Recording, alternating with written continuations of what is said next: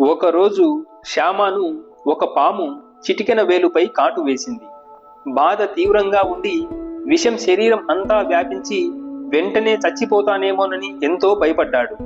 బాబాను ప్రార్థించటానికి వెంటనే మసీదుకు పరిగెత్తి మసీదు మెట్లు ఎక్కబోయాడు.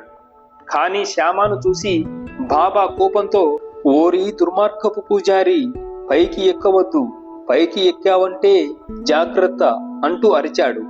ఆ తర్వాత చాలా కోపంగా, వెళ్ళిపో, దిగిరా అని బిగ్గరగా భయంకరంగా కేకలు వేశారు. బాబా తనపై చూపిస్తున్న ఈ కోపాన్ని చూసి శ్యామ దిగులుతో నిరాశ చెందాడు. సాక్షాత్తు భగవంతుడని తాను మనస్ఫూర్తిగా నమ్మిన ఏకైక రక్షకుడే ఇలా తరిమేస్తే ఎలాగని విచారించసాగాడు. ప్రాణం మీద అన్ని ఆశలు వదులుకొని నిశ్శబ్దంగా ఉండిపోయాడు.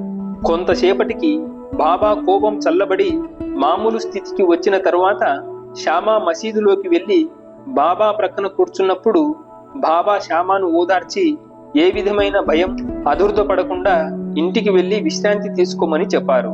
ఈ దయామయ ఫకీరు నిన్ను తప్పకుండా కాపాడుతాడు, నాపై పూర్తి విశ్వాసం ఉంచు అన్నారు.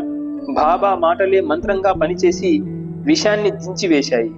వాస్తవానికి వెళ్ళిపో, దిగిరా అన్న బాబా మాటలు పైకి కనిపించినట్లు శ్యామను అన్నవి కావు. ఆ విషం శరీరంలోకి వ్యాపించకుండా ఆ పాము విషాన్ని ఉద్దేశించి అన్నవని తేలింది. శ్యామకు పూర్తిగా స్వస్థత చేకూరింది. ఓం శ్రీ సాయిరాం.